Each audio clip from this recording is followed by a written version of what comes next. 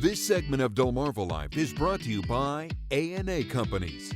We said it at the top of the show, it's hot, and stretches like this one help us realize the importance of a good functioning air conditioner. And in today's climate, it's in every homeowner's best interest to take care of what they've got because wait times for service and parts still aren't ideal.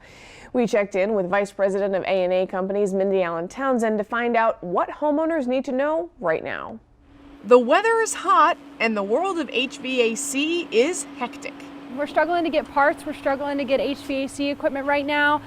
Service wait times are a little bit excessive just because of lack of help. Vice President of A&A Companies, Mindy Allen Townsend, says the struggles start all the way at the different sources. The manufacturers aren't getting any more equipment. The raw materials still aren't coming in. There's such a backlog of parts and materials and equipment that's needed that we're waiting. Every manufacturer is different, every supplier is different. It just depends on the brand.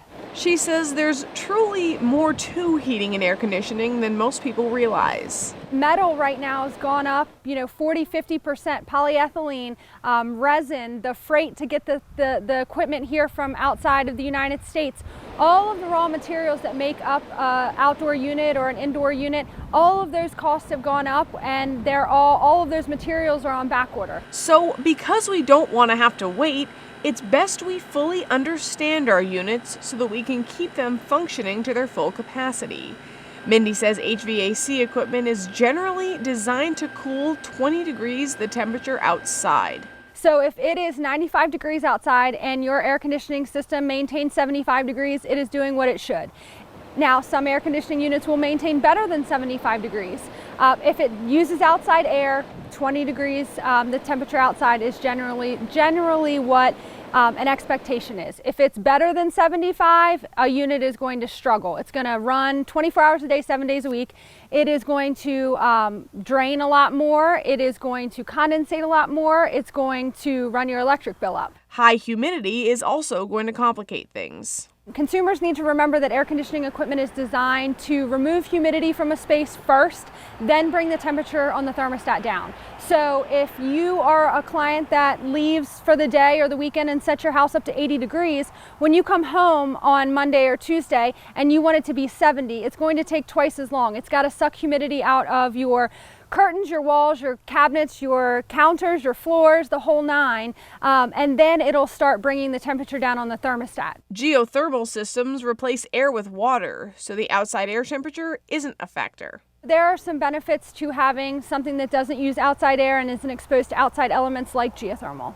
Mindy says maintenance is massive. In the air conditioning mode, maintenance is huge. We get a lot of calls, not just maintenance, but breakers. Every day I get at least one call where I've asked a homeowner, have you checked your circuit breakers? They say yes. We go out there and the circuit breaker's off. Well, you've got to pay for us to come out and turn your circuit breaker on. She says every homeowner should know where their unit drains outside of their house. I cannot stress this enough. We get a lot of calls from homeowners that are having water dripping through their ceilings. That is because the drain is backed up. You should, as a homeowner, take a walk around the perimeter of your house. Look for a piece of PVC pipe, find out where it's draining from, and make sure it's always draining. Even though I'm in the industry, the one thing I do every single day when I pull in my driveway is I make sure that where my units drain, the rocks are wet, because that tells me that it's doing what it should. When it comes to wait times, she says those who have a maintenance contract are prioritized. She understands folks can be frustrated, but asks them to carry a little extra compassion.